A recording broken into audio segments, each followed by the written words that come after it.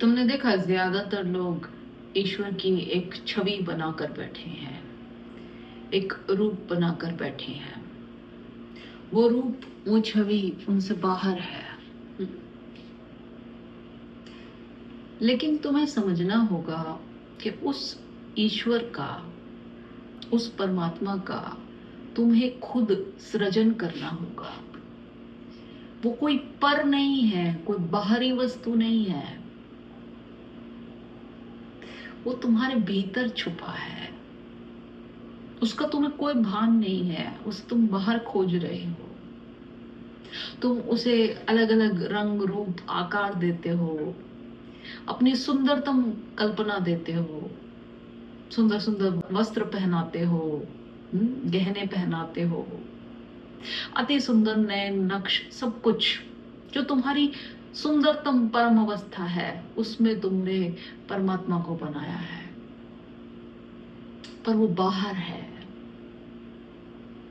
जो तुम्हारे भीतर छुपा है उसका तुम्हें कोई भान नहीं है, उसका तुम्हें कोई पता नहीं है। वो अरूप है, उसकी कोई काया नहीं है। लेकिन तुम्हें ये जानना होगा कि जो कुछ भी पर है, जो कुछ भी बाहर है, वो छूट जाता है। वो तुम्हारा नहीं है। तुम्हारी धन दौलत, शरीर, मकान, कुछ भी जिसे भी तुम कहो कि ये मेरा है, जो तुमसे बाहर है, वो सब छूट जाएगा। अब क्योंकि ये तुम्हारे परमात्मा की धारणा भी बाहर ही है, ये भी तुम्हारे द्वैत का फैलाव ही है, तो ये भी छूट जाएगा। वो परमात्मा कैसा हुआ, वो ईश्वर कैसा हुआ जो छूट जाएगा? अब प्रश्न ये उठता है कि फिर परमात्मा क्या है? वो तुम्हारा ही आंतरिक विस्तार है। वो तुम्हारी वही भीतरी छवि है जिसे तुमने देखा ही नहीं, जहां तुम्हारी नजर जाती ही नहीं, तुम्हारी कल्पना वहां दौड़ती ही नहीं, तुम्हारी आंखें भीतर घूमती ही नहीं। तुम्हें खुद ही अपना सृजन करना होगा उस ईश्वर के स्वरूप में। अब ये बात तुम्हारी कल्पना से भी दूर जाती है। तुम सोचना ही नहीं चाहते इस बारे में, तुम बात ही नहीं करना चाहते इस बारे में, तुम्हें समझ ही नहीं आता कि ऐसा कैसे हो सकता है। तुम्हारी खुद की नजरों में तुम इतने छोटे हो, इतने निकृष्ट हो कि तुम सोच ही नहीं सकते कि अच्छा मैं ऐसे कैसे। पर ऐसा ही है। जो तुम्हारे साथ रहेगा वो सिर्फ तुम हो, बाकी सब छूट जाएगा। फिर वो कितना भी सुंदर हो, कितना भी तुम्हें विराट लगे, कुछ भी लगे, वो सब छूट जाएगा। और जो तुम्हारे साथ बचेगा वो ही तुम्हारा परमात्मा है, और वो तुम हो, केवल तुम ही छैनी हथौड़ा हो, तुम ही पत्थर हो, तुम ही मूर्ति हो, सब तुम ही हो।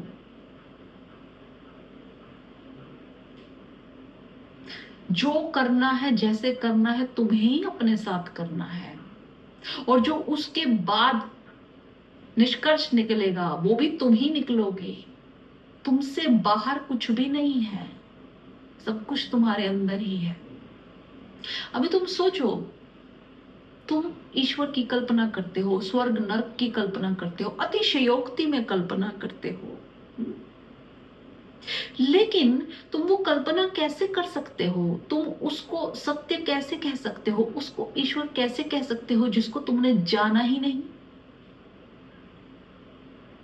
अभी जो तुमने ईश्वर की कल्पना की है, स्वर्ग की कल्पना की है, नरक की कल्पना की है, मोक्ष की कल्पना, कुछ भी कल्पना की है, वो सब तुम्हारी जानकारी के भीतर है, उसी के संदर्भ में है ना? लेकिन जब तुम जानते ही नहीं हो कि वो सत्य क्या है, तो तुमने उसकी कल्पना कैसे की? तो इसका मतलब ये हुआ कि ये कल्पना असत्य है। जिस दिन तुम उस सत्य को जान जाओगे तो वो तो इतना विराट है, वो इतना विराट है कि कल्पना के परे है, रूप के परे है, वो केवल बोध है। जैसे कोई बिजली कौंध जाए तुम्हारे भीतर, कोई झटका लग जाए तुम्हें, कोई ऐसी अनुभूति कि ये तो सदा से मेरे सामने था, मैंने कभी देखा नहीं, या मैंने हमेशा इसे देखा पर फिर भी मैंने कभी देखा नहीं। सदा से ये बात मुझे पता ही थी पर मैंने कभी समझा नहीं, मैंने कभी जाना नहीं, मेरे पास इतना समझ ही नहीं थी, इतना समय ही नहीं था कि मैं इसको ऐसे देखूं। कुछ था जो मुझे बार बार टोक रहा था कि इसे मैं देखूं देखूं देखूं, पर मैं नहीं देख रहा था। पर आज जब अचानक ये चीज मेरे सामने आई तो मैं किन कर्तव्य विमूढ़ हो गया, मुझे पता ही नहीं, मैं स्तब्ध हूं।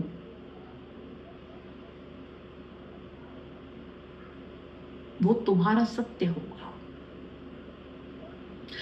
वो तुम्हारे अंदर पनपेगा, वो तुम्हारे अंदर जन्मेगा, वो तुम्हारे हृदय की धड़कन होगी, वो तुम्हारी सांस होगी, वो पर्सनल होगा, वो कहीं और से नहीं आया है। तो मेरी बात समझ रहे हो? वो कोई तुम्हें दे नहीं सकता। वो जो तुम्हें बता रहा है वो अपनी अनुभूति बता रहा है, पर उसका तुम्हारी अनुभूति से कोई लेना देना नहीं है।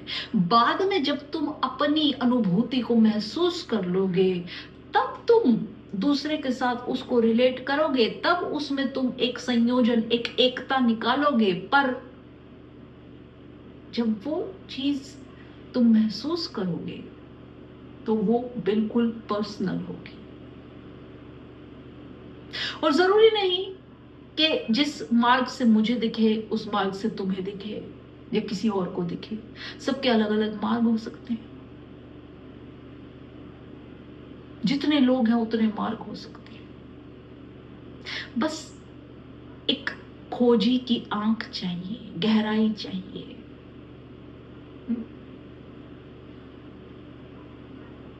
जो कुछ भी अनावश्यक है उसे छोड़ने की हिम्मत चाहिए। जब नेति नेति नेति नेति होता रहेगा तो सत्य अपने आप प्रकट होगा। और जब तक प्रकट नहीं होता तब तक ढूंढते रहो, छोड़ते रहो। जो कुछ भी छूट सकता है वो छूटेगा ही, इसलिए तुम उससे पहले उसे छोड़ते रहो और अपने पथ पर अग्रसर रहो। ध्यान रखोगे कोई भी चीज कभी तुम पर कोई पकड़ ना बना पाए।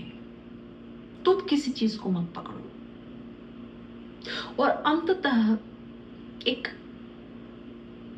एक चीज बचती है जो छूट नहीं सकती,